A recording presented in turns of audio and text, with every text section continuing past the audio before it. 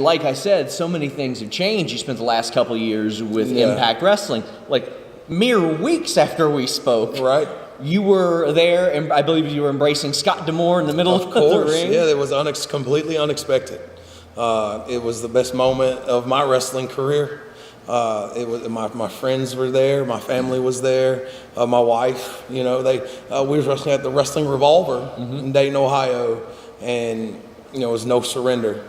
And nothing pre-planned. There was no like, hey, I'm going to get in the ring after, none of that. And it was completely genuine. And I'll never forget that. It's the day that my life changed in the professional wrestling business for the better, for sure. So you had no idea, because I had people say, "Oh, is that why you interviewed him?" I was like, "I don't think he knew, much less me." Absolutely, had completely oblivious to the situation that I was getting ready to have a contract offered to me, and caught off guard in the best way ever. So was that a no-brainer for you? Because I remember you telling me, I can't remember the specific number of dates, but when I heard the number of dates you were already working at that point, I was like, how do you have the time? Well, the thing is that I made time. You know, I have my wife and I have 4 children, and I was a welder. I was working 40 and 50 hours per week, traveling, and this is how my week went.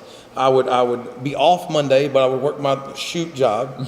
Tuesday I would train wrestling. Wednesday I would work 8 to 10 hours a day anyway. Off at 3 o'clock, in the vehicle at 3:45, on my way to Dayton, Ohio. By 4 o'clock, wrestle the Rockstar Pro Show.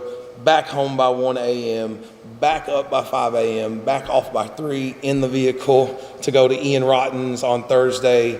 Back home, 5 o'clock in the morning, shoot job, off at 1, down to St. Louis or wherever I'm going. Sometimes I would even work my 40 hours the week early so that I have Friday off to drive to Iowa. So I might get off at 8 o'clock that night, drive to Iowa that morning, wrestle, drive to Alabama Saturday, back to PTW on Sunday, and train wrestling, run, operate wrestling, and have Monday off and back to work. How much time were you able to shave off those St. Louis trips by the time you were doing them? Because my buddy drove from Lexington to there on a whim, and it said it'll be 5 hours. He got there in 4:15. We usually get there about 4:15, 4.5, I would say. But it's usually around 5:25. Now the smaller compact cars are much easier to get there. It just takes you 2 tanks.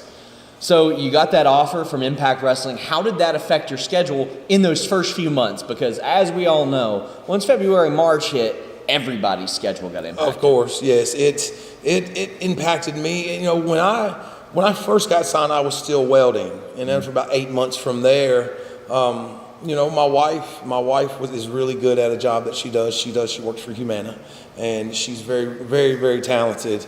And I just had, I trust in her. And I feel that I needed to make the jump. There was a voice in my head coming back from Wrestle House, to be honest with you, that said, hey, you got to leave your job now, because my body was getting so beat up from standing on the concrete floor to wrestling and the travel and having to, everything back and forth, and just on the way back, I was making more money wrestling at that point, thankfully, than I was to stand 40 hours on a concrete floor.